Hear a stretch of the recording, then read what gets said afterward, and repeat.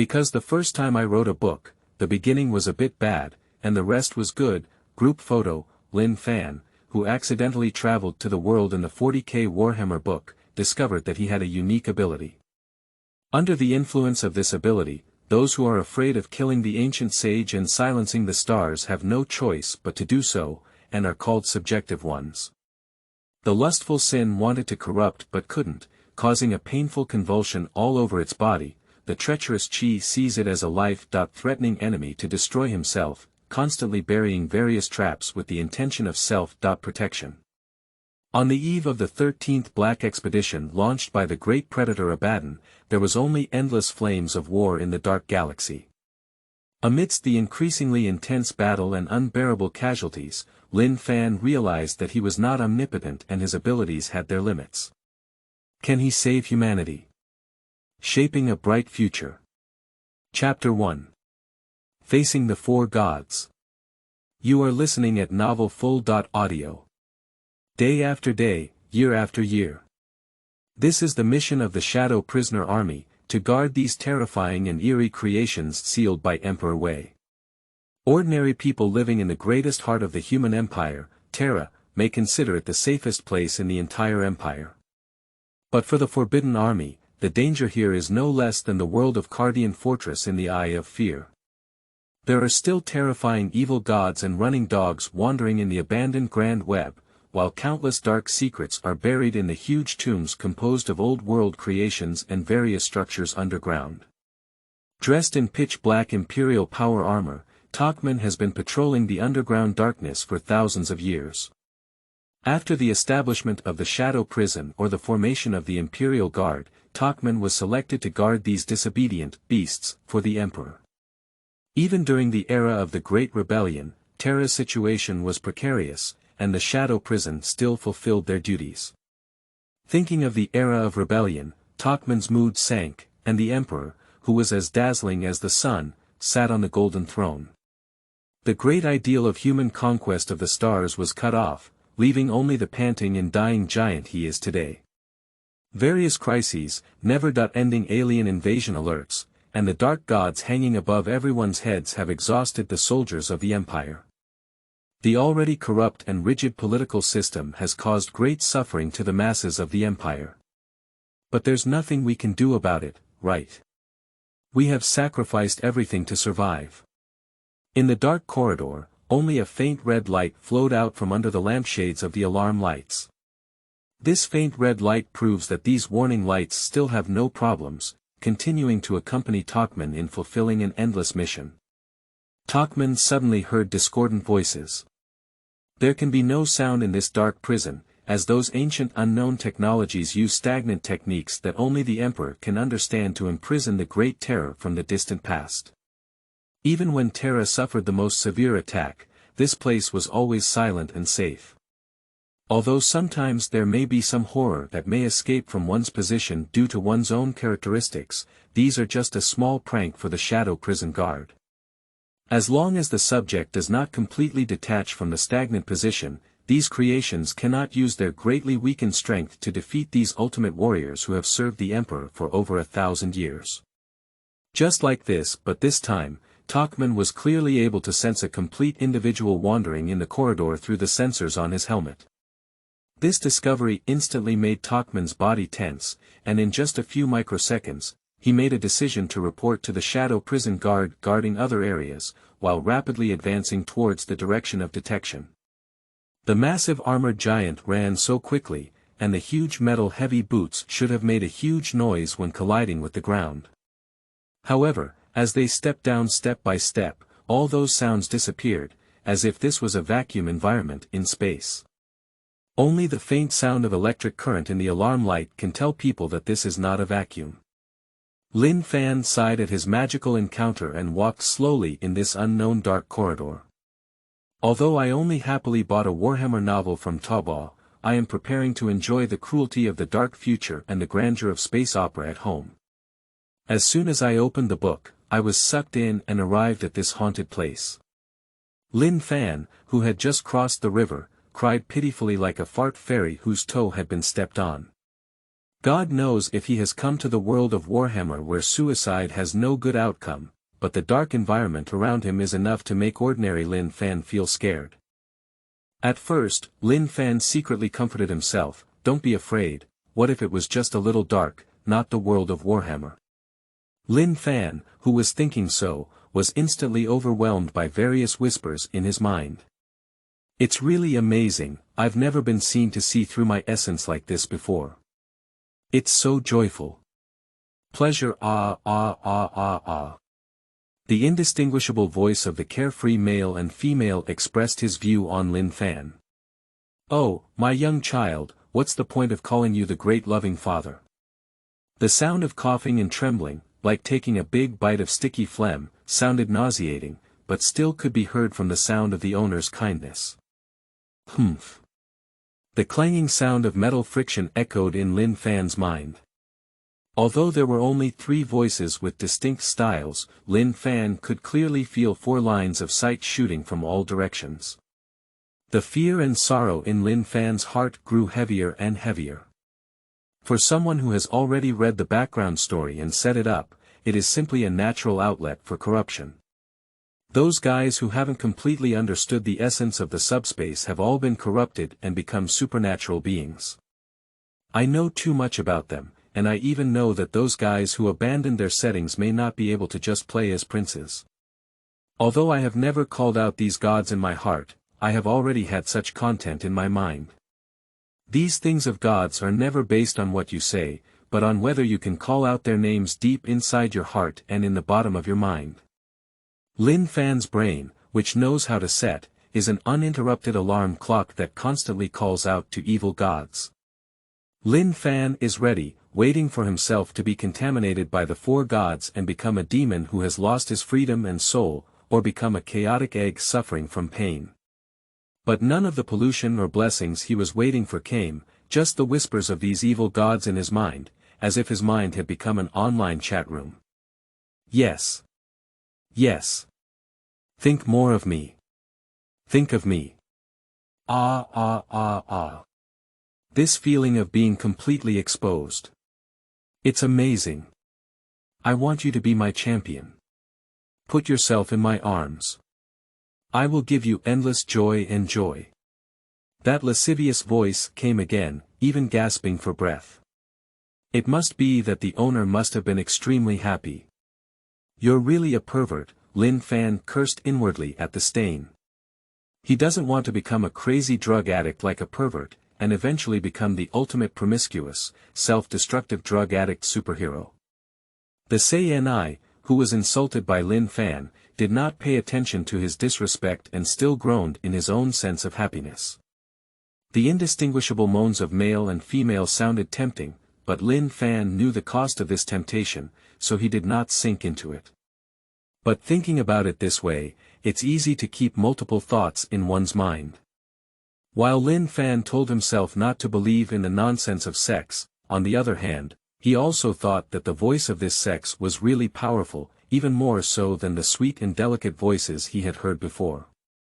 Saiyani immediately felt the movement in his heart, and the pink viscous energy immediately stained Lin Fan's entire body.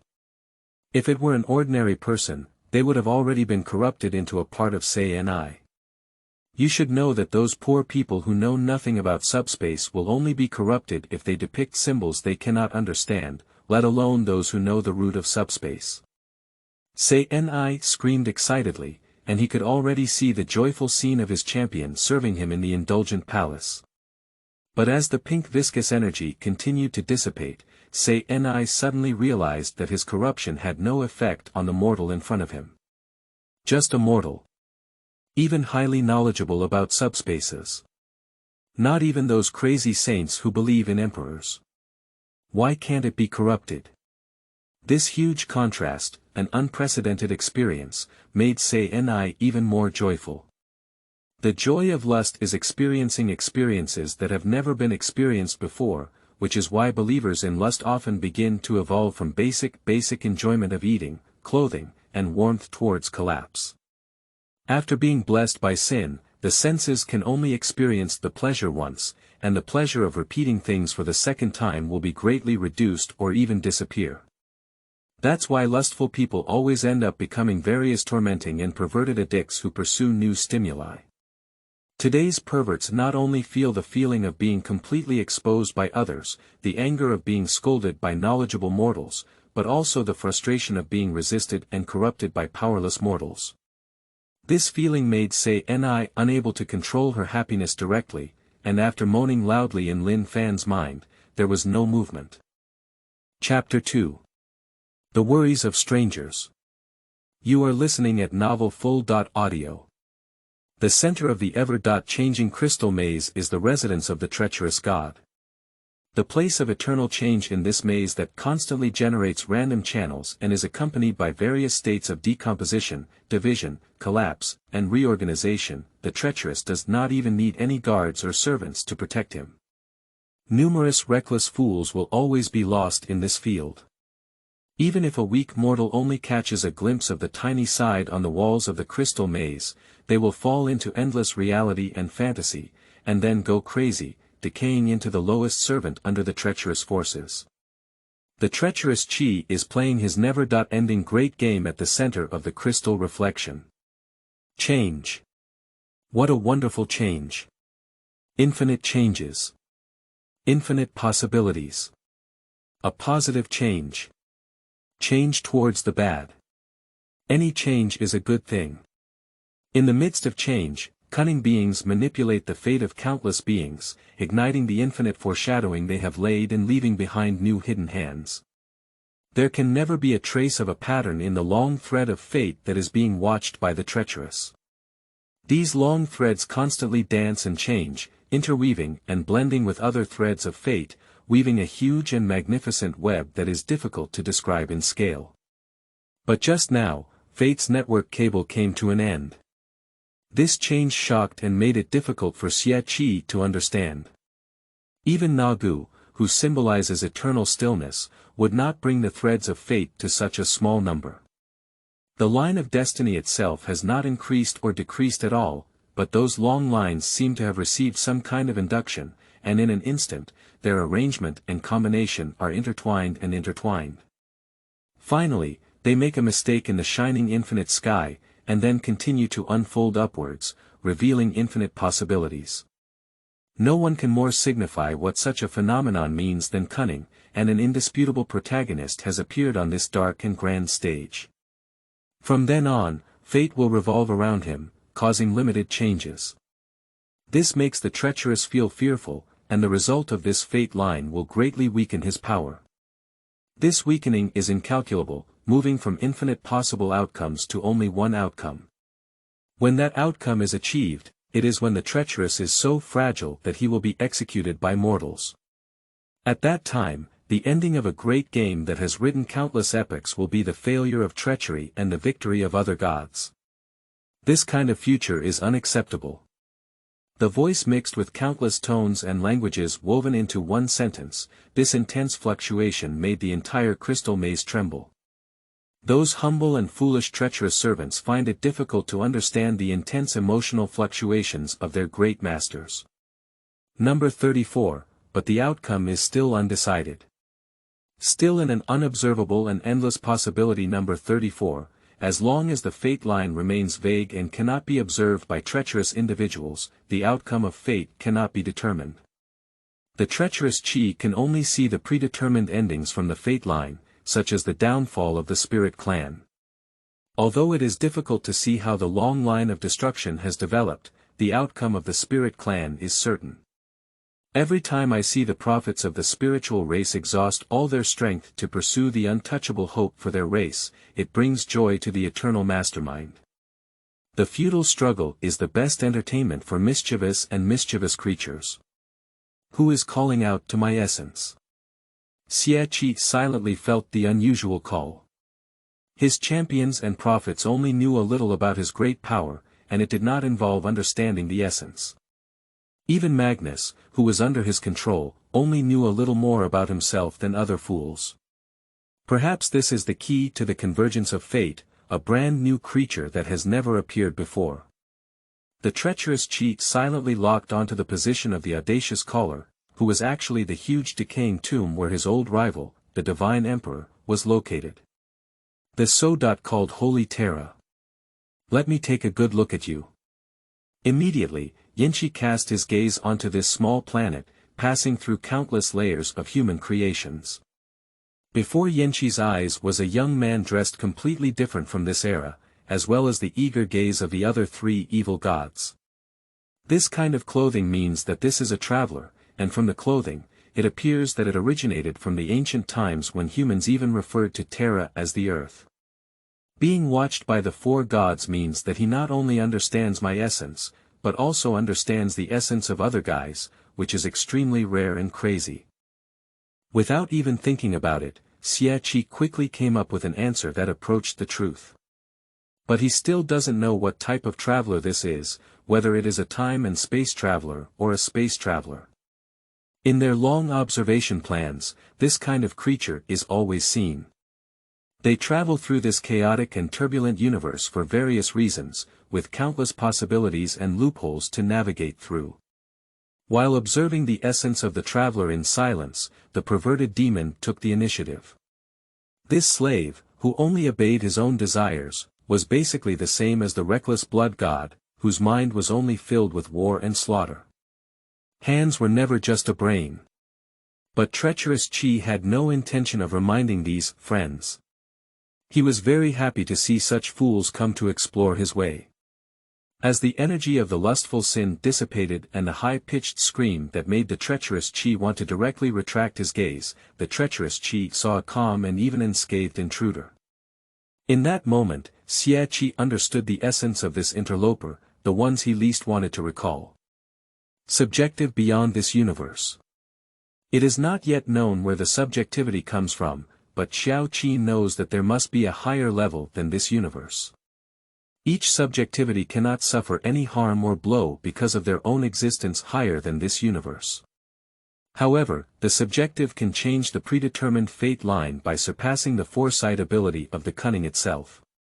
The last time such a subjective person appeared was when the soulless skeletons and the ancient star gods were pinching each other, and a subjective person appeared at the center of the battlefield.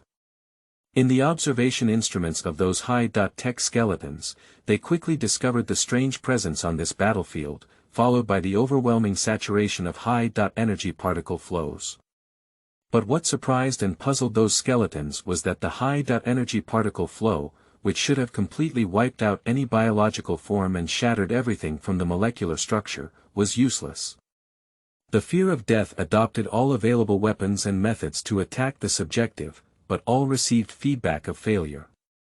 In that crazy era of killing the ancient sage, such existence seriously disrupted the judgment of the fear of death commander, and they even believed that this was a new weapon made by the ancient sage system. But as the war progressed, the abilities of the subjective were also tested one by one. Apart from not being subjected to any form of attack, the subjective was no different from ordinary flesh and blood creatures, with emotions such as joy, anger, sorrow, and joy. They could also eat, drink, and play, but they did not need to eat, drink, and play to ensure survival. It looked more like a ridiculous imitation made by the subjective to adapt to their own flesh and blood identity.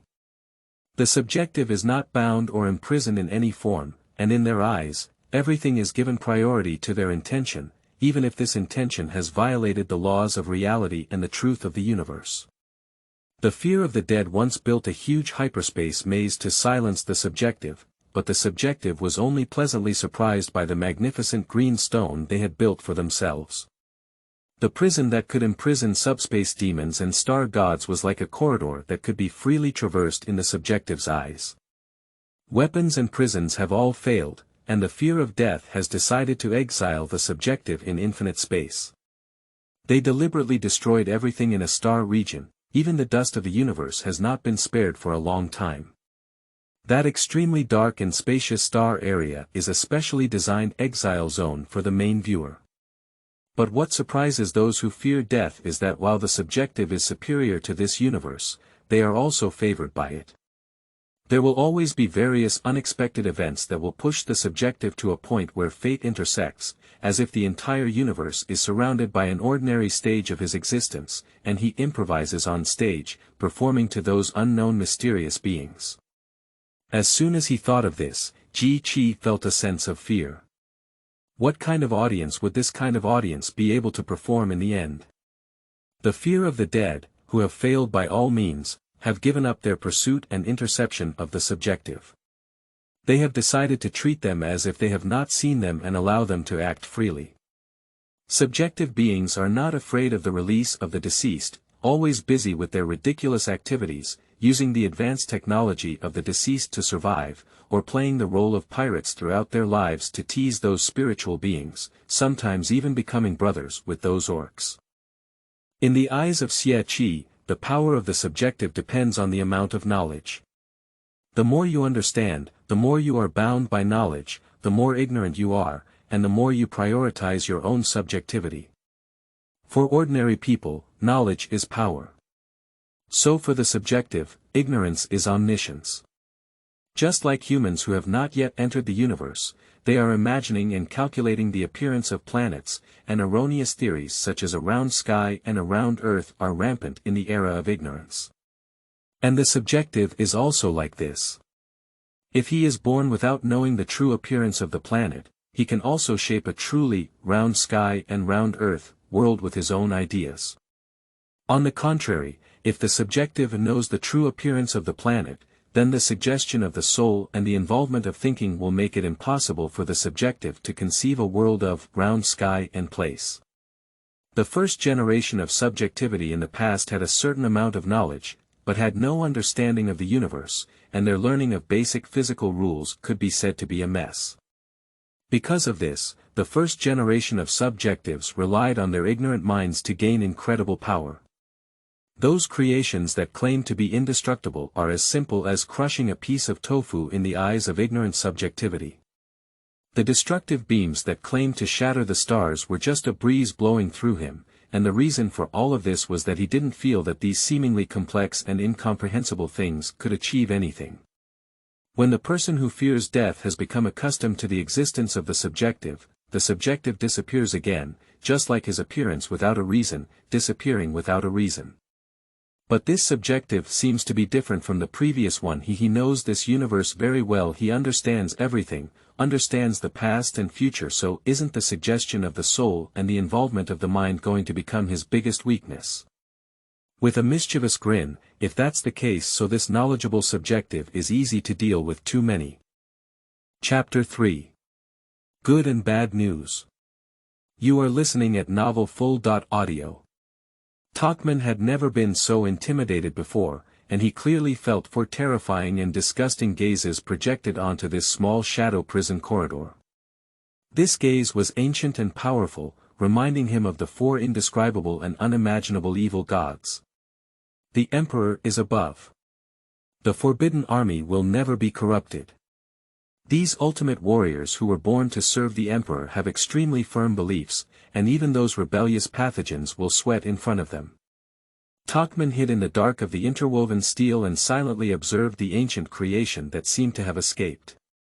The clothing was so strange, but from the fabric, it was not something luxurious. He had a young appearance, fair skin, and no strong muscles could be seen from top to bottom. This reminded him of the drunken aristocrats in the high places of the nest, who also had weak bodies. However, the target was not fat, but much healthier than the ordinary residents on Terra. Talkman watched with his own eyes as the thick and disgusting subspace energy appeared out of thin air, clinging onto the disguised individual like sticky tentacles. This loyal shadow prison guard has silently activated the exquisite power long halberd in his hand. In his past observations, such a situation is likely to be to open a subspace rift or to ascend demons. Such a high concentration of subspace energy is like facing an evil god directly. Just as Talkman was ready to die, that energy disappeared out of thin air, completely gone, and no one would even notice the immense power of the evil god that once existed here. What? It seems that my will is still very firm. In the future, when we speak out, we will also face the corrupt and harmless Superman of the four gods. Strange language that Talkman had never heard of came, but Talkman could understand his words. This is such a blasphemous power that it can directly contaminate the understanding of others. I can't wait any longer, I've already wasted 3 seconds. Talkman was instantly ejected, making a swift and silent assault. The pitch-black Superman, flying out of the shadows hundreds of meters away, crossed this distance in just over a second. The superhuman-like physical strength, combined with the sophisticated power armor made by humans, increased the speed of these warriors to an incredible level. Lin Fan heard a loud noise and instinctively turned around to see the power halberd shining with a blue decomposition position shining straight at Lin Fan's head, without even having time to scream before being plunged in. Talkman looked at the slow speed of the disguised individual and still had some doubts in his heart. Perhaps it's a psychic specialization. But what about his psychic stance? I didn't feel anything. In an instant, Talkman felt that the feel of his power halberd was not right. With the help of his superhuman vision, he saw his power halberd shattering inch by inch as he poked the disguised individual's head at the highway. Talkman was greatly surprised. The powerful halberd that had accompanied him for thousands of years had never suffered any damage. Even the blasphemous axes of those terrifying demons could not leave any scratches in the collision, but now it was as fragile as stained glass in a church. Talkman quickly withdrew his hand, twisted his body to adjust his center of gravity, and flew backwards with both feet on the ground. With the other hand, he pulled out a gold-colored explosive pistol adorned with complex eagle decorations from his waist and fired several more shots at the disguised individual. Lin Fan, who had just been hit by Talkman's power spear, stood up and was hit in the face by several high-speed projectiles, leaving a circle of black smoke covering Lin Fan's head. Lin Fan didn't even know what had happened. Everything came too fast. He instinctively closed his eyes when he saw something coming over, feeling something shattering on his face and being blocked by a cloud of smoke. The corridor was already dark, and now he can't see anything. But the good news is that the whispers of the four gods have disappeared, which has cleared Lin Fan's mind a lot. Talkman saw that his bomb had no effect on the enemy, but he was not in a hurry. He lowered his head and carefully observed the extent of damage to his weapon. The strongest decomposition position of the long halberd has shattered, and the decomposition position cannot be sustained. The explosive gun design at the tip of the gun is still well preserved, thanks to Talkman's superhuman reaction to survive. Talkman had no doubt that if he were a reckless newcomer who didn't know how to regain his strength, this long spear might have completely shattered from beginning to end. However, losing its decomposition position was no different from completely crushing the spear. Now Talkman was just staring at the enemy with unknown strength, observing how he would take the next step. Oh my goodness, what's all this? Did some pipeline explode? The surprised and teasing voice came, leaving Talkman puzzled. Is this acting or really not discovering me? Lin Fan waved the smoke in front of him with his hand and looked around, only to see unknown metal fragments on his clothes and under his feet. He could vaguely smell the pungent smell of gunpowder burning, but unfortunately, the surroundings were pitch black and he couldn't see anything. I couldn't have been attacked by something, could I? The gang of Nest City. Lin Fan was thinking about what attacked him, and it seemed that he hadn't been harmed, which surprised Lin Fan unusually. I thought I was just a pitiful asshole with my toes stomped on, but I never wanted to face the corruption of the four gods and be ambushed unharmed. It's great. I gradually understand everything. It seems that the heavens are still kind. Although they sent me to such a ghost place, they also gave me a very awesome cheat. Although I don't know what these cheats really are, having high protection is certain. Lin Fan, thinking so, actually relaxed and hummed a relaxed tune in his mouth. Hi. Hey buddy, stop hitting me and come out for me to take a look, okay?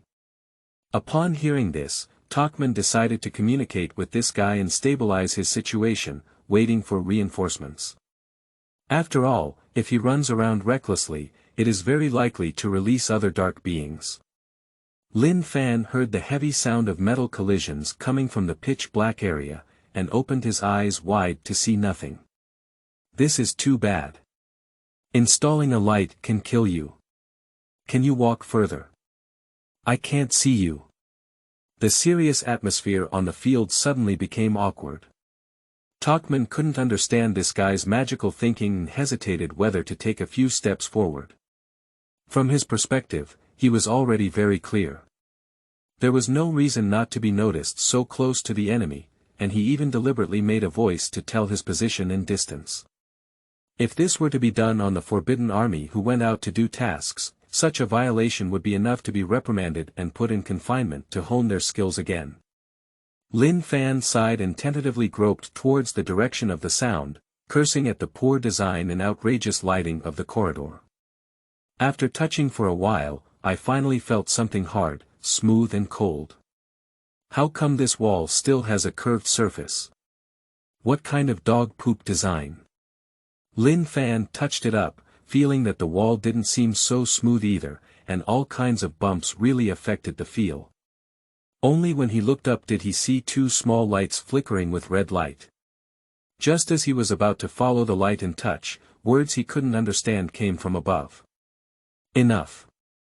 Tokman grabbed the strange guy's arm with one hand, and the huge metal fist was like grabbing a chopstick compared to this ordinary person's arm. The blood vessels on Tokman's forehead throbbed up and down, and the profanity of being touched by armor made him furious. Normally, if you hold something in anger like this, you must pinch it into thin pieces. Even solid gold can be twisted into fried dough twists. But this fragile and small arm gave Tokman an indestructible feeling, as if he was holding his own precision-powered halberd in his hand. Under Tokman's shocked gaze, Lin Fan pulled his hand out of Tokman's hand with a slow and unstoppable force, which made him feel a sense of competition.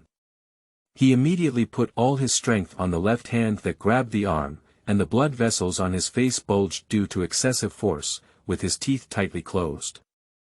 Lin Fan did not feel this power, but casually withdrew his hand and observed the wall in front of him in a trance. The pitch-black armor is adorned with intricate and gorgeous patterns, the towering helmet is adorned with red tassels, the left and right shoulder armor is outlined in golden patterns, and the red goggles sparkle with dangerous light. Lin Fan was so excited that he almost jumped up. This was the Golden Corn under the Emperor's command.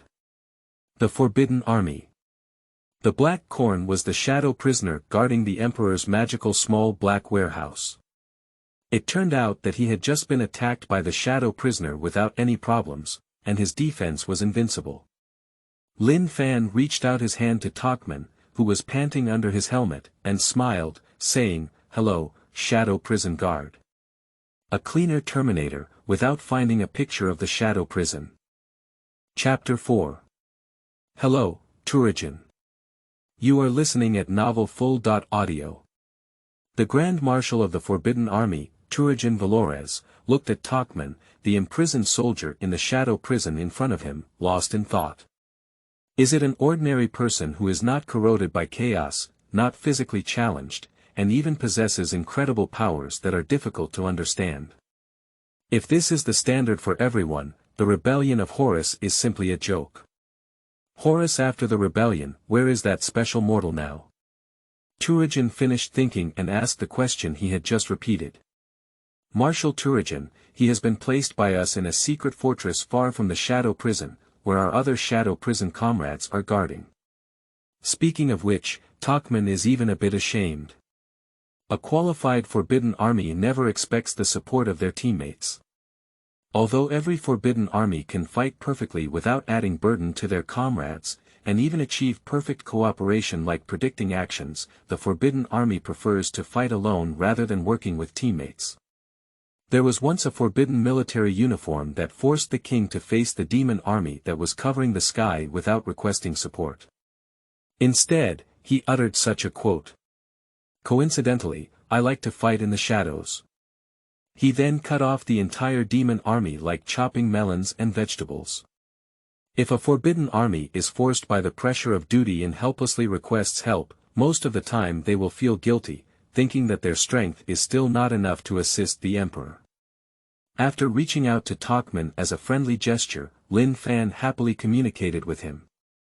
Although Tokman did not pay too much attention to him, it still did not affect Lin Fan's enthusiasm, praising Tokman's superhuman height and exquisite power armor. After Tokman's shadow prison comrades arrived at the scene, they became familiar with each other and went to ask the names of these forbidden soldiers.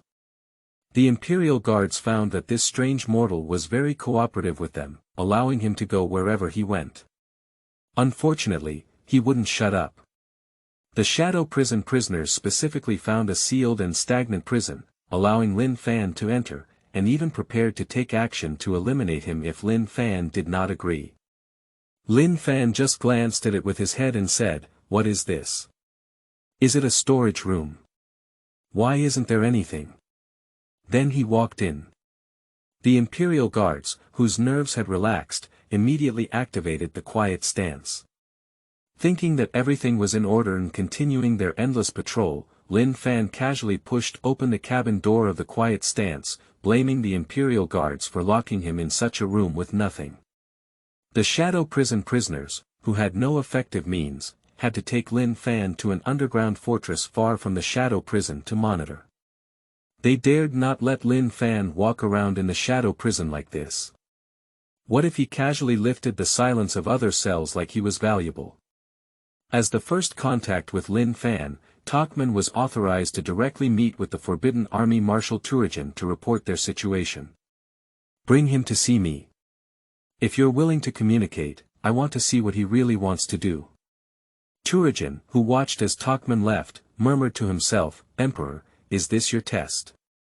No one responded to him, as always.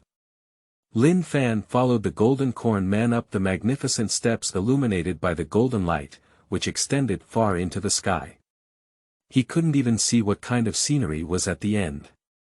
The tall buildings on both sides of the steps were carved with sacred statues of the emperor, and compared to the giant-like buildings and statues, Lin Fan felt like an ant. What a magnificent sight! Lin Fan's exclamation never stopped, accompanied by the footsteps of the Forbidden Army as they advanced step by step, until they realized they had arrived at the Grand Hall door. Looking back, the golden clouds and mist, illuminated by the reflected light, lazily lay on the steps, unable to see their own path. Lin Fan didn't even feel tired. You should know that in the original world, even if he climbed 6 floors, he had to adjust his breathing well, instead of being as stable as a carefree person now. Entering the hall, the decoration and tone were still golden in color. To be honest, Lin Fan felt a bit too flashy and tacky, but the grandeur was truly magnificent. The ultimate corn, far higher than other corn in the distance, was waiting for Lin Fan. Lin Fan knew at a glance that this was the commander of these homestead corn, Marshal Turajin. Immediately, he enthusiastically put on his most brilliant smile and extended his hand to say hello. "Hello Marshal Turajin, nice to meet you." Tula looked at the foolish smiling face in front of him, and even regretted the idea of meeting this mortal. However, his long career in the Imperial Army had already honed his extraordinary emotional control ability. He just nodded coldly and didn't hold Lin Fan's hand. Lin Fan realized that this might be a sign of distrust, but he wasn't angry either. All right, I know you don't trust me and think I'm some kind of evil god creation, a corrupted heretic or something, but look, when you touch my skull, it's still in a pure shape." Tula has never heard of Lin Fan's strange language, but he can understand Lin Fan's meaning. This twisted cognitive heretical ability made Tula truly hate it, but when he saw Lin Fan's head, he was deeply puzzled by the standard skull without any mutation. In the cruel world of Warhammer 40K, most people's bodies undergo some degree of abnormality, possibly due to severe industrial pollution, genetic mutations, or even corruption after worshipping evil gods. However, the biggest symbol of loyalty on those who firmly believe in the purity of the Emperor is their skulls. Standard human skulls, without long horns or many eyelets, do not turn into various strange shapes. This is why the upper and lower parts of the Empire like to decorate with the shape of skulls, because the absence of abnormal skulls proves loyalty and purity. Alright, even if you are pure, where do you come from? And what strange clothing are you wearing? What are you doing? Turajin silently gave his question, waiting for Lin Fan's answer. Okay, since you want to know, Lin Fan sneered helplessly, ready to lie. After all, he came from another universe and thought it was foolish, so he decided to fabricate a reasonable lie. Anyway, they have nowhere to prove that this is fake. I come from a distant past, even longer before the Golden Age. My existence has already existed throughout your entire empire, and I am here to avoid that dark ending. He he he. Tula Genuine Leather smiled but did not smile. Your words remind me of those gods nagging Adaling tribe. But the Adaling tribe can be killed or silenced, right? Lin Fan's counter-questioning made it difficult for Tula to cope, and the hall fell into suffocating silence. It seems a bit uncomfortable to be so aggressive, so Lin Fan decided to give Turajin a step down. Cough cough, I know that when you face suspicious individuals like me, or those legends that are seriously injured and cannot live, precious and cannot die in a golden stagnation position, they will adopt a corruption recognition. If you really can't believe it, then call some judge to give me a complete set. Lin Fan stood confidently, looking very ungrateful. Anyway, he won't suffer any harm, and no matter how he evaluates it, it's probably like tickling. Tula sighed deeply. An unharmed and incarcerated existence is truly a dangerous bomb. She is powerless against him, and ignoring him like this can easily harm the entire Terra. After making a verbal agreement with Lin Fan, he decided to establish his purity to see if he was truly as pure as he claimed. But Turajin probably feels that they can't get anything. How can an unharmed person surrender and be pure? Even if he is not a firm believer. It sounds like you know us very well. No, in fact, I understand everything. Chapter 5. Pride and Fairy Blonde Hair with Double Horsetails. You are listening at novelful.audio. As expected by Turajin, all testing methods failed. All the data showed that this special mortal had no difference from ordinary nest residents in terms of body temperature, genetic structure of skin and fur, and no signs of modification on his body. Without knowing what had happened to this guy beforehand, Marshal Turajin would never have believed that this special mortal had incredible power. Bring him to see me. A majestic and unimaginable loud voice rang out in Turajin's mind. Turajin suddenly looked up, his eyes full of disbelief. It's the Emperor. It is the Emperor's personal metaphor. The Emperor, who has been imprisoned on the Golden Throne since his serious injury and the collapse of the network, has never given such a clear metaphor to his loyal servants again. Often, various dreams and metaphors are used to convey the Emperor's will. Tula dared not show any negligence and personally went to find Lin Fan. At this moment, Lin Fan had just escaped from the strange instruments, and in his eyes, the interrogation machine that was extremely terrifying for heretics was just a shoddy, heavy industrial art-flavored roaring machine. Lin Fan stretched lazily, thinking about how he would live in this world, whether to go to a garden world to experience the customs and traditions of the Empire, join the Star Army to see those ghosts and snakes, or rely on his omniscience to talk to the Star Warriors. The smile on my face couldn't stop when I thought of the scene where I was drinking and boasting with those space wolves. Ordinary people, come with us. Tula's voice came from behind Lin Fan. To be honest, I can tell you my name so you don't have to call me this or that ordinary person, Lin Fan said seriously as he followed Turajin for a jog. Tula's feet were terrifying, and every step he took with his body required Lin Fan to take a few small steps to keep up. However, Lin Fan also felt that it was nothing. After all, he had been in this world for so long, not to mention tired, and he didn't even feel sleepy or hungry. Okay, what's your name? Out of courtesy, Turajin decided to ask the name of the mortal that the Emperor wanted to meet. After all, it's unfair that he knows his name but he doesn't know him. My name is Lin Fan. This reminds me of those people in the White Scar. Are you referring to Yasu Sho, Juba Han and the others? You know too clearly, are you a psychic talent of the precognitive type? I don't have much spiritual talent, in fact, I don't even know what that is. The two of them fell into an awkward silence again, and seeing that Turajin had no intention of chatting, Lin Fan continued to explore left and right, admiring the various details of this magnificent palace. As the two of them walked through the long and magnificent corridor, passing by hundreds of guarded imperial guards, Lin Fan realized that he might be going to the Golden Throne to see that old salty meat. Poochie. At the thought of old salty meat, he even felt a bit unable to hold back his laughter. He was sitting on the throne, constantly talking sacred obscenities, his nose always tickling. Oh my goodness, I should watch less of the Holy Speaker series. Lin Fan covered his mouth and controlled his smile, thinking whether to install an ancient black technology walkie-talkie for the Emperor like the Speaker series. This is the holy place where the Emperor resides. If you don't maintain respect and reverence, I will make you pay the price, Lin Fan.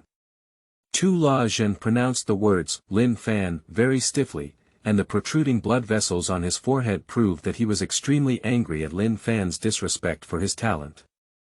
Okay, I will do it, Lin Fan quickly agreed, although he was more curious about how Tula really made him pay the price. The heavy door slowly opened, and a soft golden light rushed towards me. In the grand hall, where the dome is nowhere to be seen and the end is nowhere to be seen, lies a giant golden creation. The Golden Throne. Whose complex structure is difficult to describe. The Golden Throne and his pendant, a withered skeleton, was filled with cables, some of which were even larger than the skeleton itself. In the magnificent Golden Throne, like a mountain, this skeleton appeared so small and fragile that it was hard to believe that it was the dazzling human god like the sun. The two slowly approached the throne, and Turajin knelt on one knee without saying a word, with his head hanging low. Lin Fan was also preparing to kneel down like a model when he heard a cold and grand voice in his mind. You don't need to kneel, close your eyes.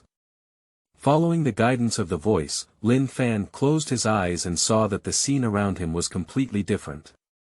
Surrounded by subspace clouds and mist constantly emitting golden light, constantly changing and bursting with new flames and sparks. A sun hung high in the center of the clouds, but without any temperature. Lin Fan, who was covered in light, did not feel the warmth of the sun at all, only felt cold. Hello, Emperor. Lin Fan broke the silence on both sides by speaking. In fact, Lin Fan didn't know how to talk now and praised the sun for being big and round. We had to start the conversation with the simplest greeting. Hello, Lin Fan.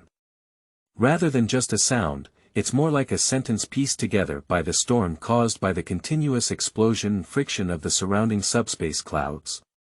A violent storm erupted from the center of the sun as the Emperor's words began and ended, blowing through Lin Fan's entire body. If it weren't for not being unharmed, perhaps the Emperor's mind would explode with just one word. It can only be said that in these more than 10,000 years of faith, the Emperor's power has become even stronger. No wonder you never directly converse with those high-ranking lords to tell them how the empire should develop and correct itself. Your psychic storm-like dialogue may not be enough to burn their minds in the moment it rings. Alas, the Emperor sighed helplessly, acknowledging that what Lin Fan had said was correct. The Emperor now feels a bit disheartened, with over 10,000 years of planning becoming a piece of paper in the chaos of trickery. The Legion crumbles, and the descendants kill each other. All religions that were once suppressed and stopped by himself have returned to the human world, and even himself has been helped up to the altar. He gazes at his failed massive garbage from the Golden Throne forever, but cannot spare any effort to protect and repair it. We have to slow down the pace of the Empire's downfall amidst endless decay and extraction. It doesn't make much sense to say these things. Let's talk about you. Subjectively, what are your plans for reaching the Terra of humanity? Subjective. Is that what you call me? Or did you say there used to be guys like me? Lin Fan was somewhat surprised. No wonder the emperor had no sense of surprise. Emotions had already been seen before. The last time I saw the subjective, it was the Battle of Heaven. Oh my goodness, this time span is too long, from the moment when the fear of death was strongest to the moment after the Imperial Rebellion. The voice of emotion came, which surprised the emperor. The last subjective person who appeared did not have this knowledge. When the first subjective person came to this world, he couldn't even distinguish between the ancient sage and the fear of death, just shouting strange descriptions like Terminator and long-lived Toad. Although you are subjective, I clearly feel that you have a human soul. Finally, someone believes in me. None of those golden corn believe that I am human. Golden corn. Although Lin Fan doesn't know how a son expresses a helpless expression, but he could still feel the emperor's rejection of the title of corn from his tone. So what are you going to do next? In my plan, I didn't expect guys like you. The emperor decided not to argue with this guy anymore, or to hurry up and ask his attitude, whether to be a neutral wanderer or a hidden danger of the empire, ready to strike humanity with deadly force at any time. Let me think. Lin Fan frowned and began to ponder what he wanted to do, finally giving the emperor an unexpected answer. I want to be a star army. Star army. Are you trying to kill your comrades for fun? I'm not that bad. In my opinion, the survival of humanity today is not supported by those estates, but by countless ordinary mortals. This is indeed a novel perspective. Listening to the emperor's disbelief, Lin Fan felt a bit unhappy and prepared to talk to him about the hymn of courage. He then sat down cross-legged. When the Great Rebellion broke out and you sat on the throne, the network technology used to isolate the subspace became a ruin. What did you think at that time? It's just a matter of time before humanity will eventually perish. Have you ever thought that humans have struggled for 10,000 years since the rebellion? Even the great expedition of Sun Lord Macarius has recaptured countless lost imperial worlds. This really surprised me. Although you oppose faith and religion, it is undeniable that without the firm belief of the empire may have been divided like the Dark Ages, rather than being united like the current one to fight against the universe's ghosts and snakes. And although you may not be a god in your mouth, what are you actually doing? In the eyes of mortals, you are not much different from gods. You wear gorgeous and frightening gold armor all year round, have a huge halo behind your head, hold an eternal flame sword, not to mention that you have also used genetic engineering to create a bunch of superhumans similar to land immortals. If I say that Logia's way of talking is all nonsense, just sitting on the throne for 10,000 years without being drained is enough to prove that you are a god. You see everyone as a tool to achieve the ultimate human ideal, and you also see yourself as a tool. Your extraordinary rationality has made you transcend human nature and approach divinity. Of course, I am not criticizing you. If anyone were to do better than you, you have overlooked the flaws in human nature, which led to the failure of the network plan. You have ignored the shining points in human nature, and have not imagined that humans are still giants of the universe today. Although you know a lot, you are not completely omniscient and omnipotent. In the 10,000 years since losing the Emperor, human achievements and survival time have exceeded anyone's expectations. Ignoring human nature may prove that you are a giant in the universe. The pessimistic prediction of the future is incorrect. The hymn of humanity is a hymn of courage. Lin Fan looked firmly at the cold sun and expressed his thoughts and feelings, leaving only silence in the calm subspace. I am once again surprised by your knowledge and insights. You are such a stubborn and arrogant person. Even though you have accepted my point of view, you still avoid it like this. Lin Fan thought harshly, as if he could already see a proud golden-haired pair of ponytails nurturing in the sun. But still a bad person. Ah.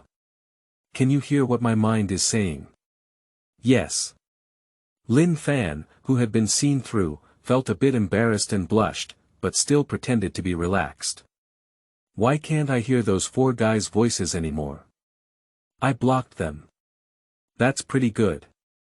Lin Fan smiled happily, with the Emperor above, thanking him for giving me a quiet brain. You should go out now, our conversation is over. By the way, can you give me a talisman or some small accessory, so that if I am attacked unharmed, I can say it's all my faith in the Emperor's power? Lin Fan quickly reached out to the Emperor to ask for something, which not only covered up his identity and abilities, but also provided a safe and reasonable excuse for his abilities. He could even bully others. Ah! A helpless sigh came, and Lin Fan felt the golden clouds and sun in front of him quickly twist and rotate, then disappear. As his gaze gradually recovered, he found himself still in the half-kneeling and non-kneeling posture he had just seen before, and Tula beside him didn't look very angry. He still had a loyal appearance of kneeling on one knee.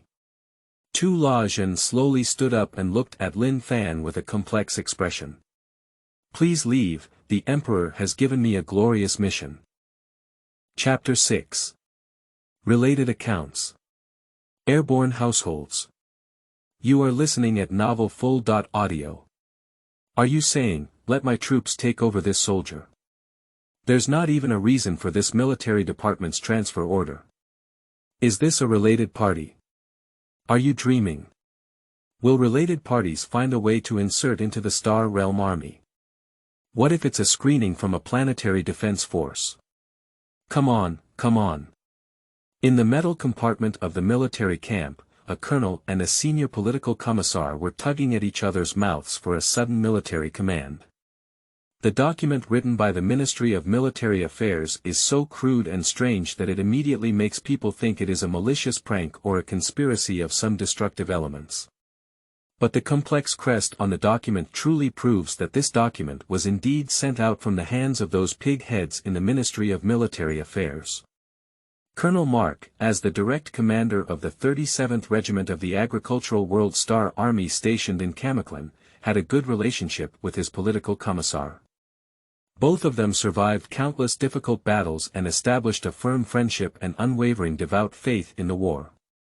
The Ministry of Military Affairs recognizes the outstanding contributions of these two individuals, and in fact, very few people survive each battle, making their survival particularly dazzling. However, none of these people who survived each battle were simple characters, standing out from millions of soldiers. The combat experience and command ability of these surviving veterans and non-commissioned officers were the most precious treasures in the Imperial Army. Because of this, the two were rewarded with the training of the 37th Regiment's new recruits in the beautiful and non-heavily industrial polluted Kamiklan agricultural world, and were always ready to be dispatched to the Emperor to exterminate his enemies. Colonel Mark pursed his lips and the scar on his face twisted accordingly.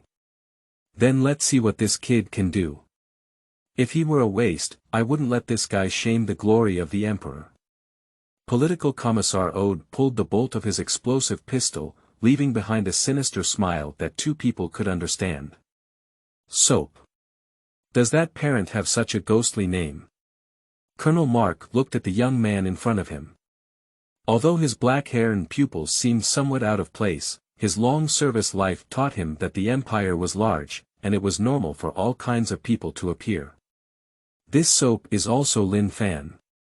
After communicating with the Emperor, he was taken to the secret room for various trainings by Turajin and his corn buddies. Lin Fan was able to pick up weapons that no mortal could lift, but the only problem was that it was difficult to grasp the threshold for breaking objects. After crushing piles of various weapons and daily necessities, Lin Fan finally successfully mastered his power in the training of the Forbidden Army, able to use it perfectly without crushing anything in his hand. At the same time, various champions and shooting superheroes in the Forbidden Army are helping Lin Fan's growth in melee and shooting. Lin Fan's shooting skills have been unanimously recognized by the entire Imperial Army. As long as he is within Lin Fan's sight, his shooting is like the level of any shooting master in the Imperial Army. However, what is also limited by his mortal body is that his combat skills can only be said to have reached the limits of mortals. Although he can break weapons and destroy everything strong, he cannot let his modified and strengthened mortal body catch up with any action of the Imperial Army. Although he can indeed see what the frontal Imperial army wants to do, he cannot avoid those attacks at all. The teachings of the Forbidden Army have come to an end, and they can no longer strengthen a mortal body. They can only hope that Lin Fan's future enemy is a reckless man like the Blood God, who directly collides with Lin Fan's embrace and is torn into pieces by him. Afterwards, he quietly mobilized his forces to ambush various departments in the Empire, creating an ordinary but flawless identity certificate for Lin Fan, which contained all the information needed for Lin Fan's false identity. In order to comply with the inefficiency of Imperial administration, he even buried it at the foot of a book mountain in an unknown document warehouse. If it weren't for knowing in advance and having a specialist searching for it, anyone who wants to dig into Lin Fan's background would have a good experience of the true mountains of books and literature. The piles of documents are enough to exhaust any unprepared ignorant person to death. But when asked what kind of name Lin Fan wanted, Lin Fan immediately shouted out that he wanted to call soap. Although this daily item has been preserved for a long time, making soap is not a difficult task. But the Forbidden Army still expressed the same view on this name as Colonel Mark. What kind of name is this? But Lin Fan doesn't care about that. Lin Fan is waiting for someone to roast about his name, and then feels the old story of Task Force 141 with the flavor of 40K. Of course, it may be difficult for Lin Fan to meet his price. I think the name, Soap, is very good, simple and recognizable, leaving a deep impression on people. The political commissar Ode beside him touched his big chin and gave his opinion.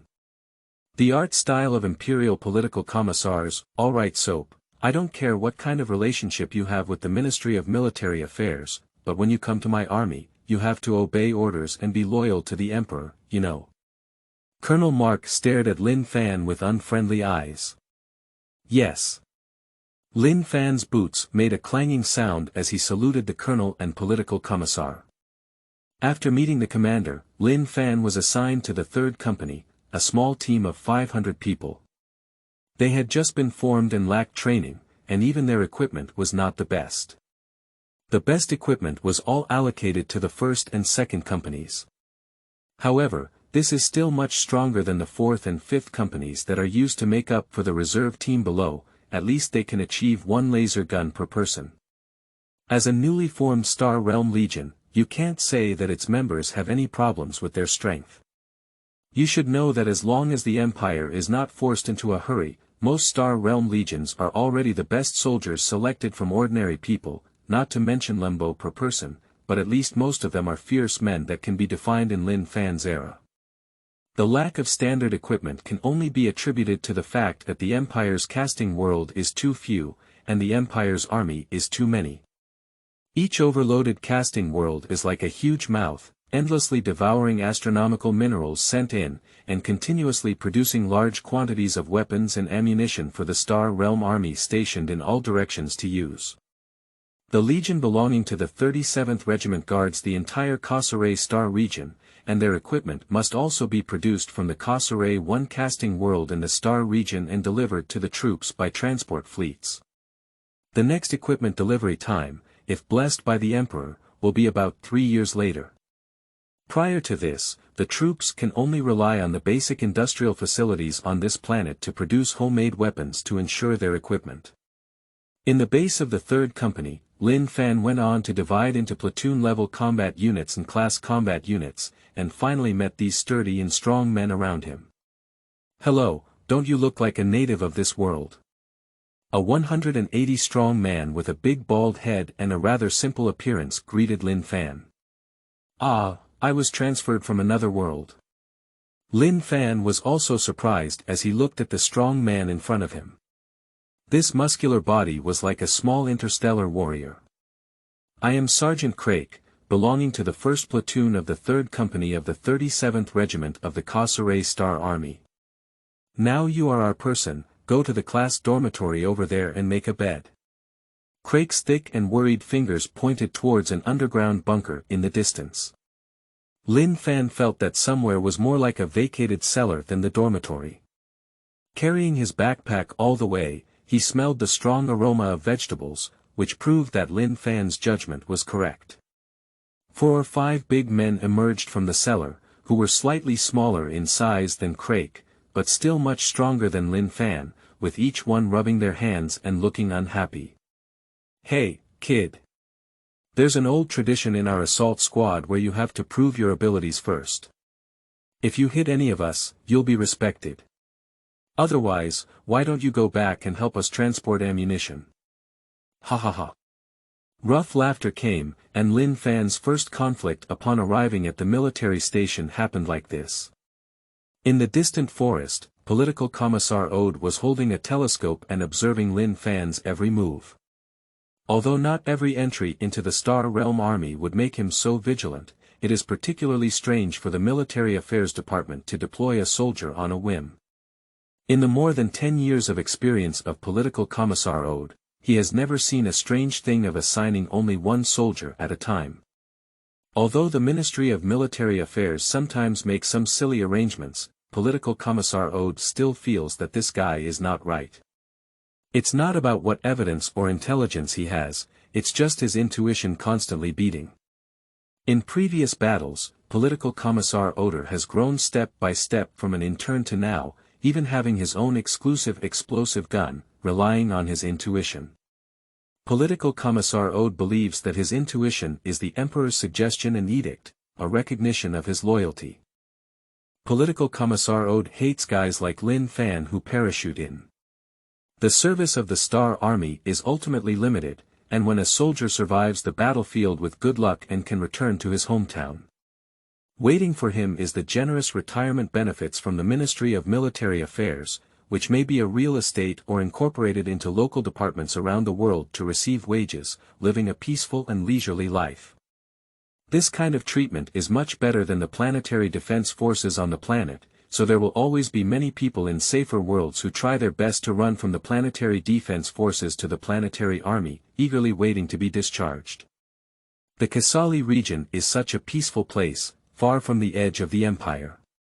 Most people on the planet, not to mention the great enemies and terror that Political Commissar Ode has seen in their lifetime, have not even seen decent rebels.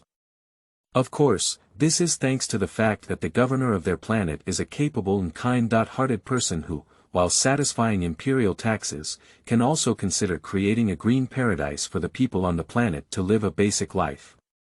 The empire is so large that some planet managers have exceeded the lower limit of their governance, even the orcs have better management abilities than them. The vastness of the empire also left enough space for the birth of those truly capable and loving people on their planet. The Oder Political Commissar caught the little braid of this soap and mercilessly drove him away from the Star Army. If the situation worsens, the Political Commissar doesn't mind letting the spirit of the explosive pistol he hasn't used in a long time roar again, just like shooting those deserters and cowards in the past. Chapter 7. I Want to Beat 10. You are listening at novelfull.audio. Do you mean to let me fight with you? Lin Fan looked at the rough and crazy men in front of him with a silent laugh in his heart. I was trained by the ultimate fierce men of the Forbidden Army, who are even more fierce than the Star Warriors. It's not easy to defeat you, Star Army. With such thoughts in mind, Lin Fan decided to act up and cleared his throat, pretending to be aloof. You guys go up together, I'm in a hurry. Several big men seemed to have heard some incredible joke, first feeling angry with contempt, and then their flushed faces burst into laughter. It seems that this guy hasn't realized this is no longer his hometown. Old Jock, come and teach him a good lesson. The strong man, known as Old Jock, touched his bald head and grinned his mouth, revealing a full set of steel teeth. Old Chowka is a veteran. He once bit and killed a green skin with his own teeth. I think you probably don't even know what green skin is, do you? Ha ha ha. After the battle, Old Chowka specifically asked the Military Affairs Department to transform a piece of steel teeth. Listening to their introduction of the glorious background of Old Jock, Lin Fan's hen had a sense of familiarity with reading cool novels. The feeling of boasting about how awesome he is before a fight is really strange. If it weren't for Lin Fan's hard way of boasting about himself, he would have already introduced his life background. I have cursed against lust, indulged in debauchery with emperors, and become the ultimate leader in brotherhood with the marshals of the Forbidden Army. In comparison, your glorious history of biting the green skin is like a younger brother among younger brothers." As they spoke, the two of them tacitly posed face to face. Old Jork had sharp eyes and two fists as big as sandbags protected half of his face. He only kept his eyes on Lin Fan's movements, bent his knees slightly, lowered his center of gravity, and his legs tightened and charged, like a bow and arrow that could be shot at any moment. Lin Fan doesn't care about these, he just runs and accelerates to rush into old Xiaoka's attack range. "It's really foolish, it's just a dozen more. Let me leave you a commemorative medal." Old Xiaoka quickly punched and pounced straight on Lin Fan's cheek. If this punch is firm, Lin Fan will definitely turn into a pig's head. Lin Fan adjusted his position slightly and in an instant, let the imposing iron fist brush against his cheek and dodge. Then he kicked straight into Old York's abdomen. Old Jock groaned, feeling that his sturdy and reliable abdominal muscles had not developed the necessary defensive ability. Subconsciously, quickly strike another punch straight into the chest that is easier to hit. Lin Fan was too lazy to hide and directly turned his fist into a palm, grabbing Old Xiaoka's fist. A huge force emanated from Lin Fan's hands, making it impossible for Old Xiaoka to fight or recover. Old Xiaoka also accepted his contempt upon seeing this and said, "What great strength, it seems that you are not easy either." Immediately, the other hand grabbed Lin Fan's back, and with both hands exerting force, they threw Lin Fan fiercely towards the back. Lin Fan's back not solidly fell to the ground, and any ordinary person would fall into a long and stiff state at this time, making it difficult to move. However, Lin Fan didn't feel anything and flipped over to avoid Old Jock's pursuit. Old Xiaoka wiped the soil off his hand and said to Lin Fan with great approval, "Are you pretty strong, kid? You also have strength and are very agile. You are now qualified to join our assault team. Let me introduce you again. I am the squad leader of the assault team, Steel-Toothed Xiaoka. You can also call me Old Xiaoka like them." With the recognition of Old Xiaoka, those bald and strong men who pretended to be ferocious also showed their ferocious smiles and showed kindness to Lin Fan one by one. "To be honest, why are you all bald?" Lin Fan, who had a good relationship with everyone, asked this question. Except for Lin Fan, all the more than 20 members of the assault team were bald men, just like the Oglan class. Most of the veterans who can be placed in the assault squad are veterans, and we veterans have our own unique experiences in surviving on the battlefield. Come on, you just couldn't beat Old York, that's why you got your head shaved. You guy, have you ever fought before? Immediately, the two of them began to argue fiercely, and the cellar was filled with a joyful atmosphere.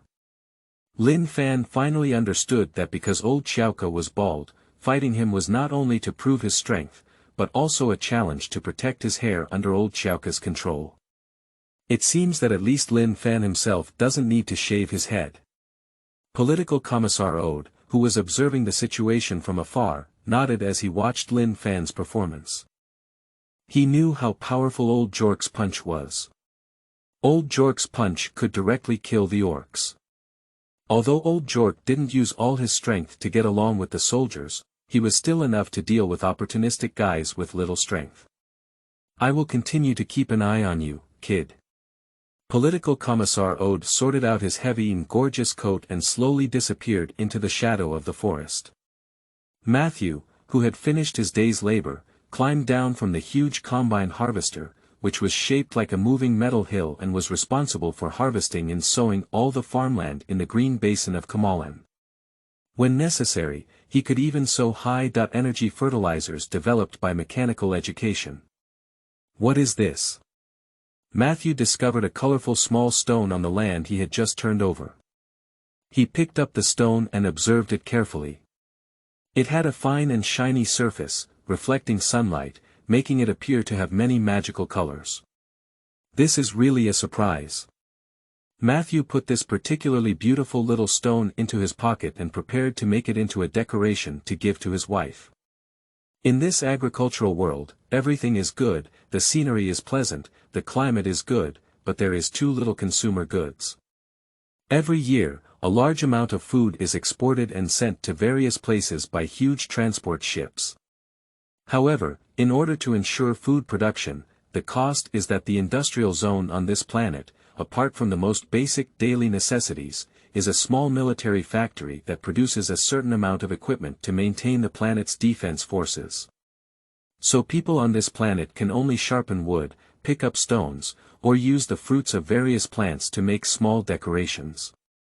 Matthew believed that this beautiful stone would make his wife happy for many days. Upon returning home, Matthew immediately began working on the stones, but no matter how hard he struck or ground them, he couldn't change them in any way, and even couldn't scrape off any powder.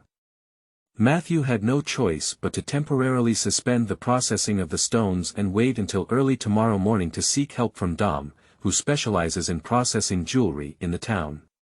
In the quiet of the night, Matthew and his wife lay in bed and fell asleep.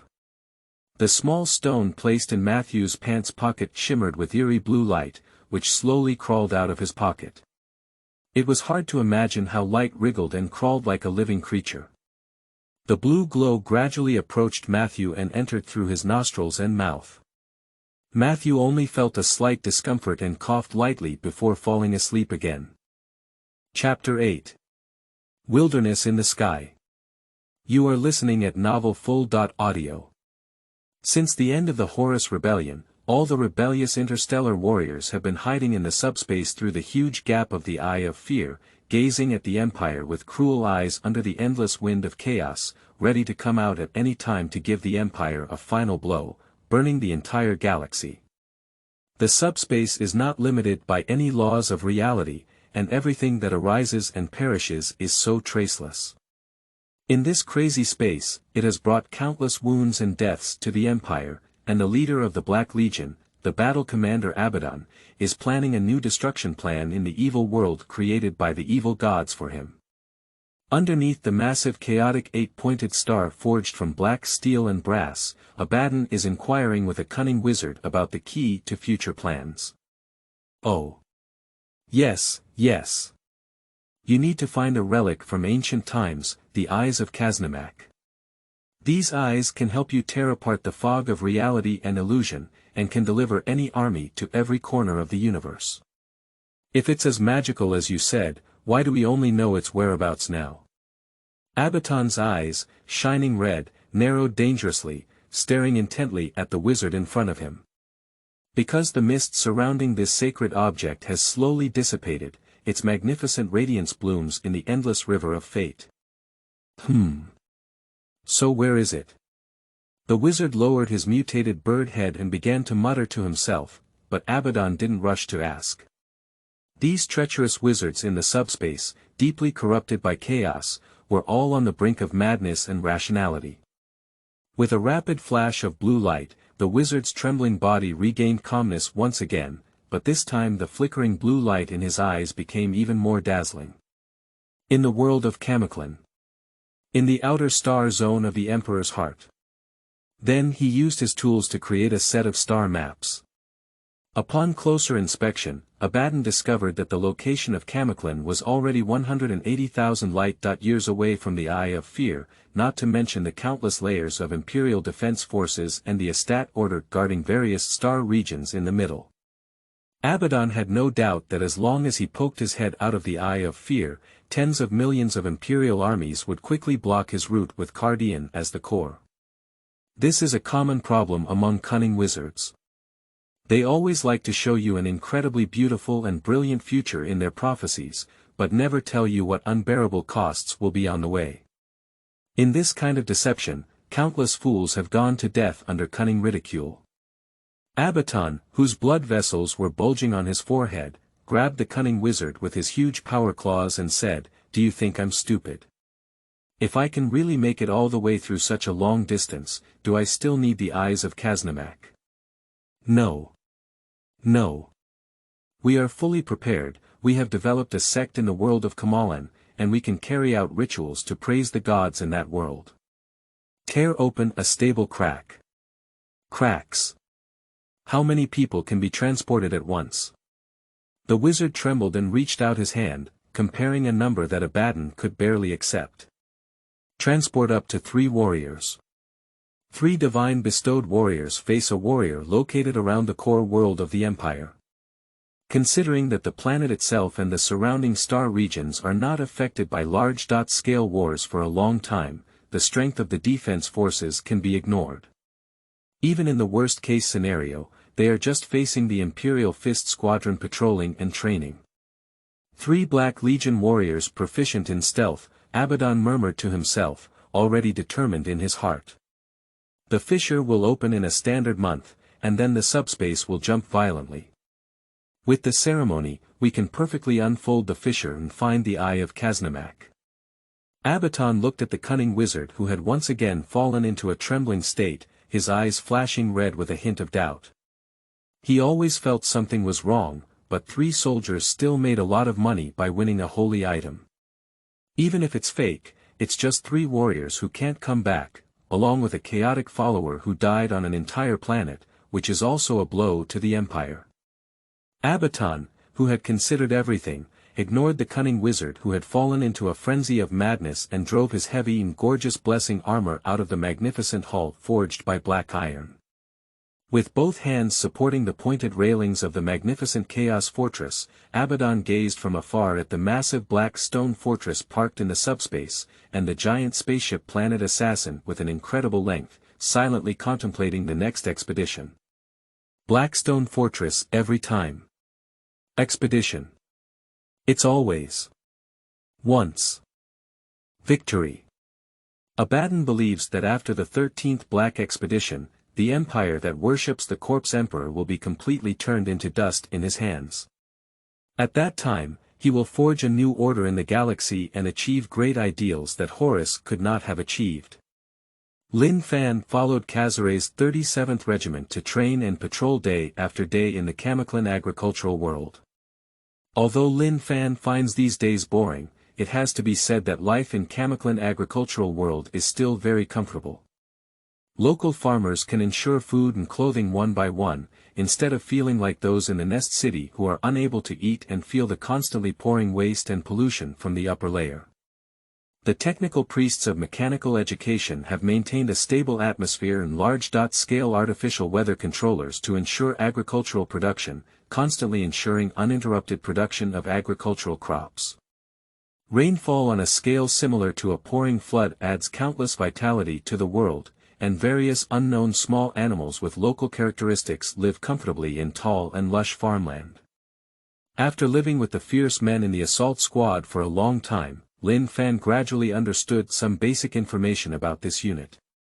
This is a newly formed regiment that recruits and trains from the local planetary defense forces, which sounds very ordinary.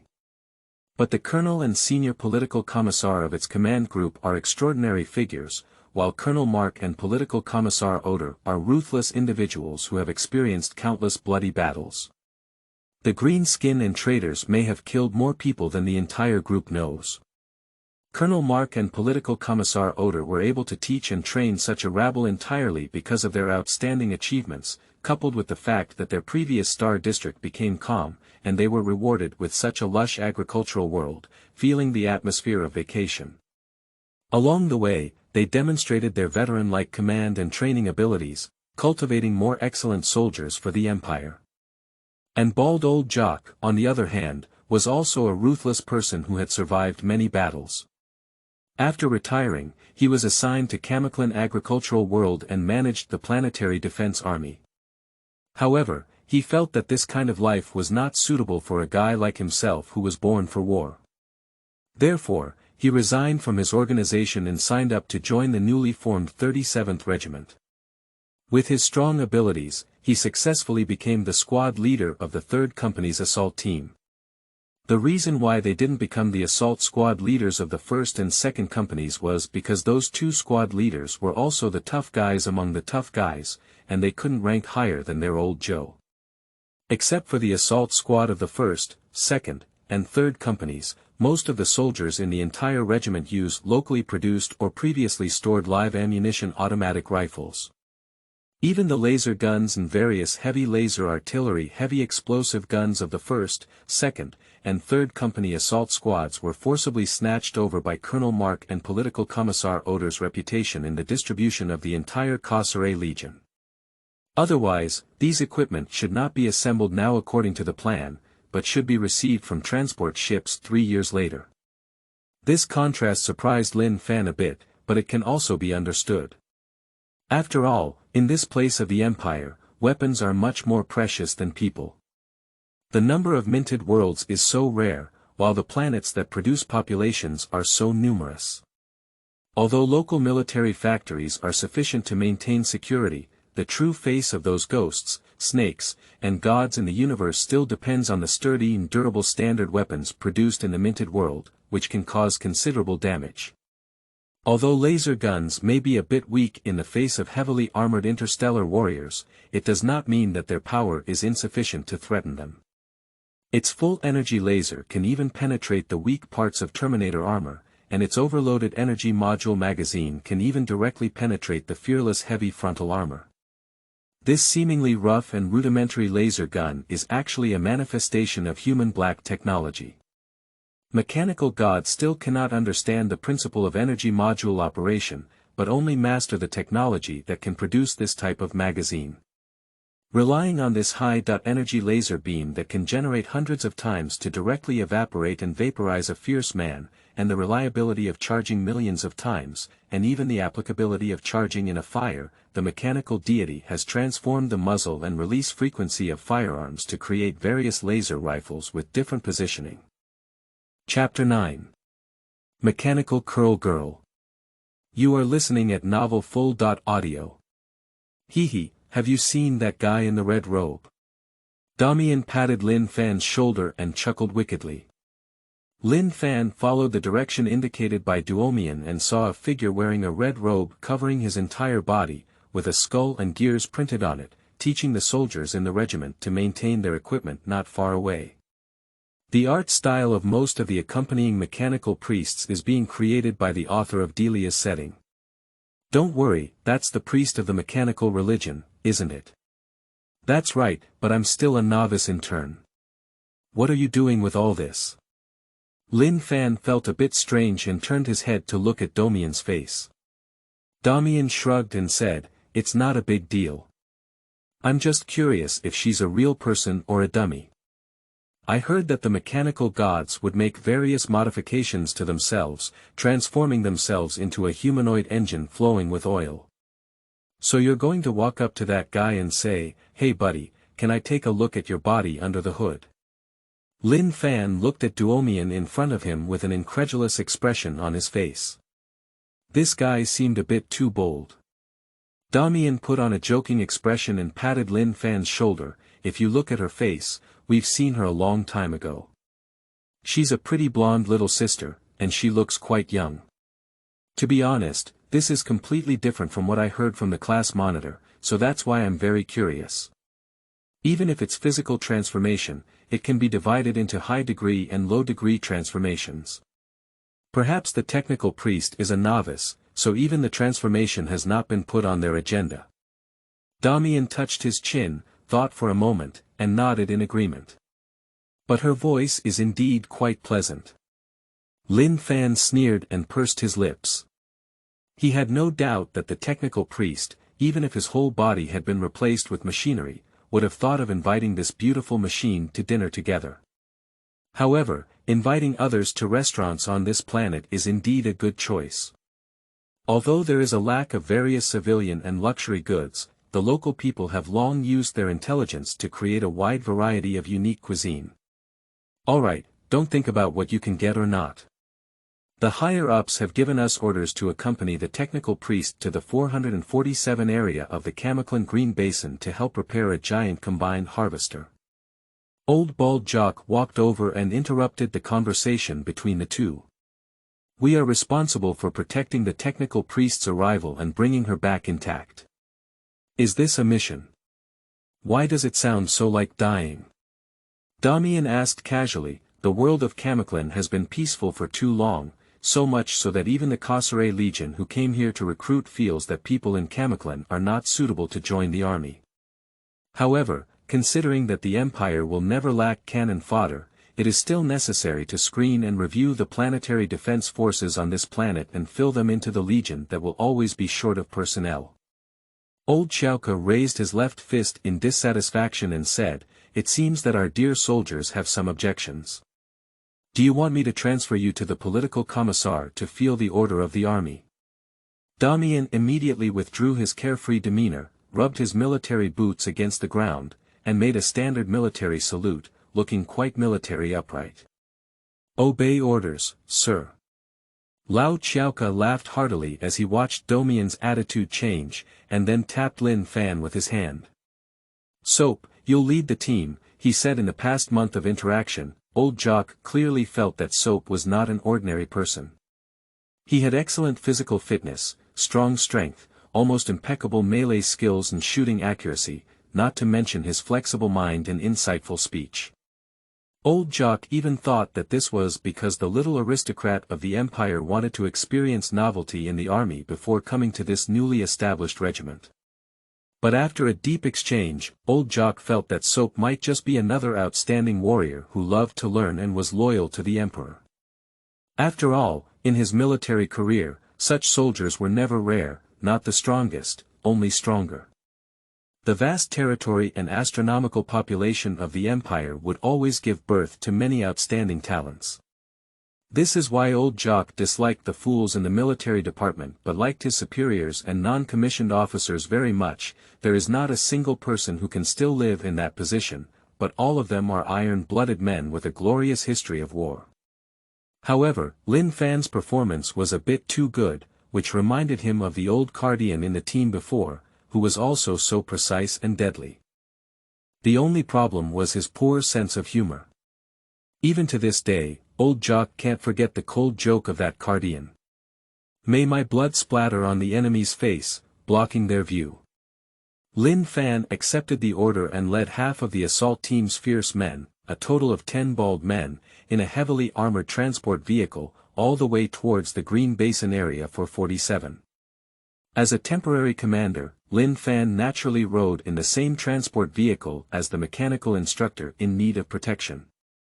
Feeling the slight tremble of the transport vehicle engine beneath him, Lin Fan observed the appearance of the apprentice priest. As Damian said, beneath the red robe was indeed a very cute and beautiful face, rather than a cold mechanical face filled with electronic compound eyes and various cables. The apprentice priest noticed Lin Fan's gaze and withdrew his attention from the data board in his hand. In his beautiful voice, which was not mixed with electronic tremolo, he asked, "May I ask if you have anything to do?" Lin Fan waved his hand and said, No, I thought all the mechanical priests were. Not. You understand." There was no change in the expression of the apprentice priest. It seems that many people have asked him this way in their previous experiences. "I am just a novice priest, and I don't have much technical and financial support to do a lot of mechanical modifications, but I also have one thing." He showed Lin Fan his transformed arm, which was engraved with a congratulatory message to the god of machine and a skeleton gear emblem of the mechanical god. However, in Lin Fan's eyes, this robotic arm looks more like a decoration used by a little girl to look good, just like the girls he used to try to change school uniforms when he was in school. Are you my bodyguards for this mission?" "What do you call them?" To Lin Fan's surprise, the apprentice priest in front of him unexpectedly had a human touch, and then his spirit relaxed slightly. "Although I think guards may be more appropriate than bodyguards, my name is Soap, and I am the temporary commander of the Casseret 37th Regiment Assault Squad." Soap. This is really a name that lacks technological content. You're so interesting. My name is Monroe Delia, and I'm a trainee priest at the Mechanical Temple of the Mechanical Theology in the Cassale region. Delia was amused by Lin Fan's humor, and this kind of joke with a certain technological significance can easily touch her laughing point. Although the mechanical theology has an extraordinary sense of worship and religion towards machinery, considering that they have been exposed to the most in their lifetime are still the various black technologies that have been left behind from ancient times and the high-energy weapons that use effects almost similar to magic, it is not difficult to understand the origin of their sense of worship. Faced with basic mathematical knowledge that even Lin Fan could casually talk about, the mechanical god cult would not have a worship similar to that of divine creations. However, when ancient humans developed a magical weapon that transcends basic physical laws, such as the fruit and cause gun, in front of the mechanical god cult, how could you not have deep doubts about its operating principle and believe that it is a divine artifact bestowed by the gods? Although some fanatical mechanical theologians may shout that all technology is a blessing from God. And for this reason, Lin Fan, who spoke ill of himself, was completely dismantled and transformed into an unconscious machine servant for lifelong redemption, but at least Delia didn't look like that kind of crazy person. The surprise on Domian's face was about to overflow, and he cast a look of admiration at Lin Fan.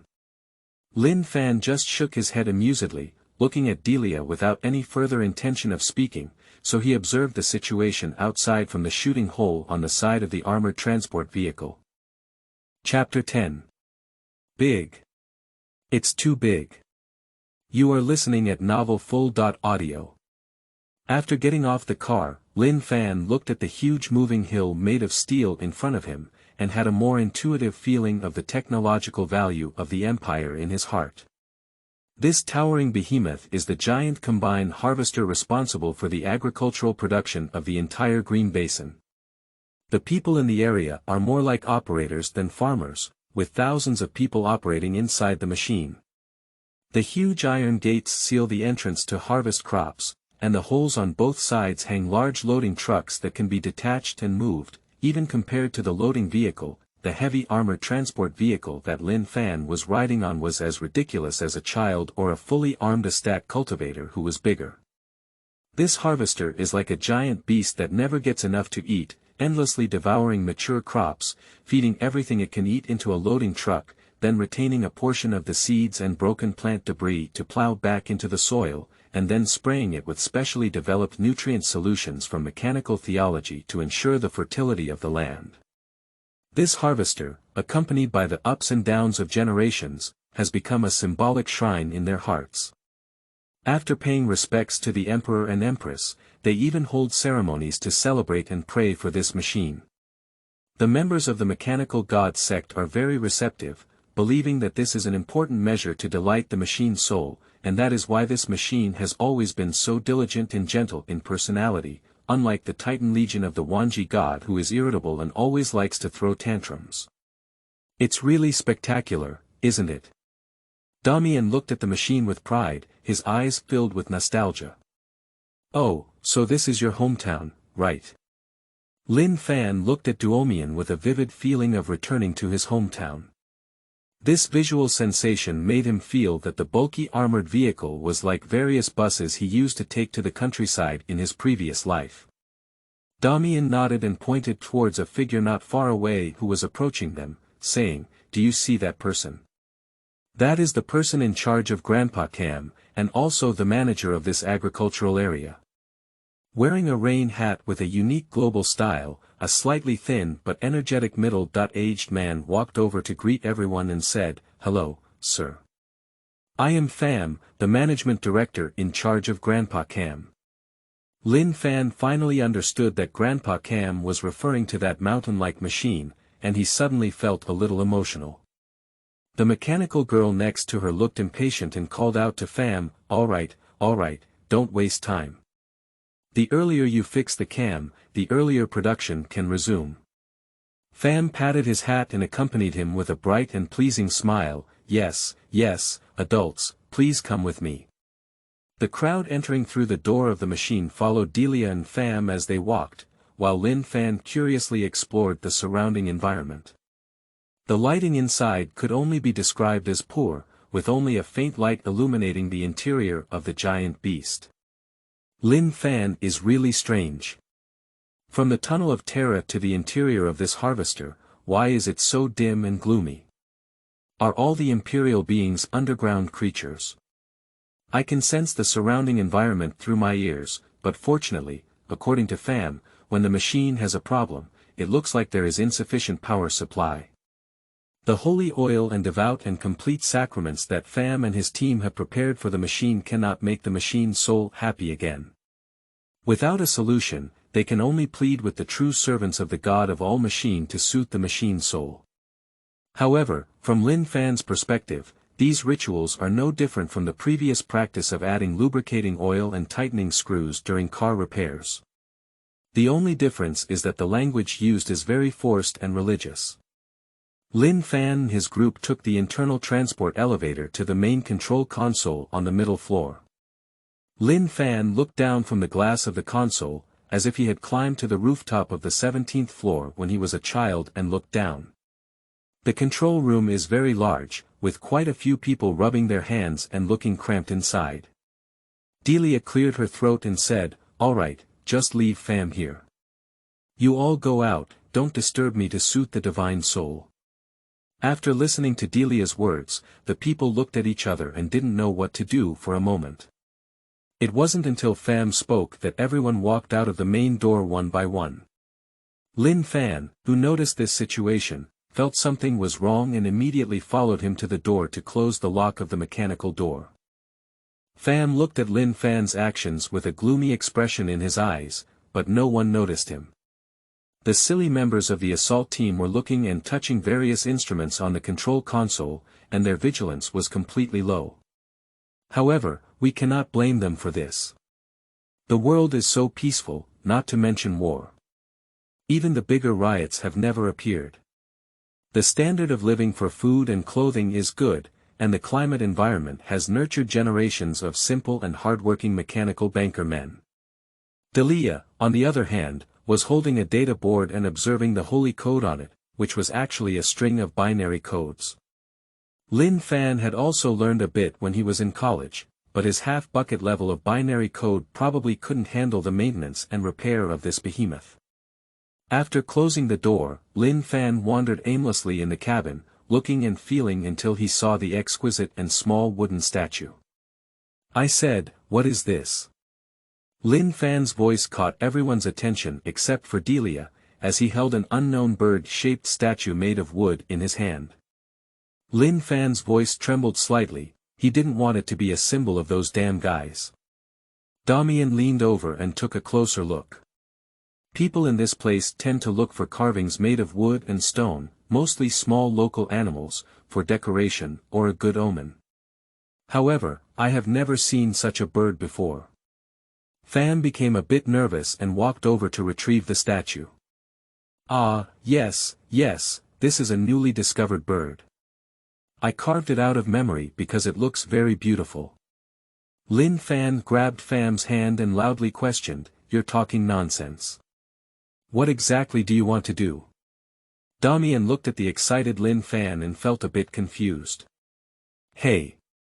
Soap, Director Pham is an old friend I know now, and I guarantee with my life that he is also a simple and upright guy. No, you don't understand. This has nothing to do with integrity anymore. Lin Fanua looked at the statue and felt something was wrong. He then took out the laser pistol inserted in his waist and pointed it at Pham. Listen. Either tell me what conspiracy you have, or I'll make a big hole in your arm. Damian looked at Lin Fan, who looked like he was crazy, and suddenly became angry. He didn't care about the issue of the temporary commander anymore. He dodged and covered Pham's body, hee. You're going too far by doing this. Lin Fan looked at the angry Damian and several other members of the assault team with a skeptical and dissatisfied expression in front of him, feeling even colder in his heart. Do you really want to do this? He knew he had no choice, so he gritted his teeth and fired a shot at Pham's exposed palm. The high-energy laser beam instantly vaporized Pham's palm, leaving only a burnt wrist. Pham collapsed in pain, moaning loudly. Delia, who was focused on repairing on the side, was also frightened by the sound and turned around to look at the chaotic crowd with her beautiful big eyes. You guy. Damian looked at Pham, who was injured and fell to the ground, and rushed towards Lin Fan like an angry beast. Facing the 180-tall man, Lin Fan lifted his foot and kicked Damian away, immediately rushing towards Pham and tearing at his clothes. Delia covered her mouth and looked at Lin Fan, who was tearing at Pham's clothes. Her face was flushed and she didn't know what she was thinking. Finally, despite Lin Fan's intuition and suspicion, he found a black tattoo with an 8-pointed star in the middle of Pham's back shoulder. Lin Fan's heart became cold, and no one present could be more aware of what these were. Damian looked at Lin Fan, who had stopped moving, and looked at him in confusion. This? What kind of tattoo is this? They betrayed, but why? Lin Fan murmured in a low voice that he could only hear. But at this moment, Pham's expression became even more twisted and painful, his head violently swaying from side to side, as if he was about to separate his head and body, his mouth wide open and hoarse with a broken voice. A painful howl mixed with the blasphemy power of the subspace echoed in the control room and knocked down everyone. The strong men of the assault team collapsed to the ground in their fear, their teeth trembling. Delia also looked unbearable, curled up on the ground, holding her head in her hands. Lin Fan, on the other hand, was not disturbed by his physical condition, and the disheveled Pham under him also breathed a sigh of sorrow. Outside the locked door came angry scolding and knocking sounds, and even the burning sound of popping and popping. The Emperor is above. Do these guys still have thermal cutting equipment? Lin Fan looked at the collapsed crowd and didn't know what to do. He had to hold on to Duomian and slap him hard with his skilled hand. The Emperor blessed, and the effect was remarkable. With a single slap, Duomian, who was drooling and talking nonsense, was awakened. What's wrong with me? Without paying too much attention to Damian, who was in a state of confusion, Lin Fan was slapped one by his teammates and hesitated when he walked up to Delia's side. Looking at that fair face, I couldn't bear to make a move, so I gently patted Delia's face with my hand. Delia trembled all over, then relaxed and looked at Lin Fan in confusion. It must be said that this little mechanical priest looked strange and tempting, but unfortunately, it was not the time for romance now. Lin Fan could hear the sound of cutting outside the door more and more clearly.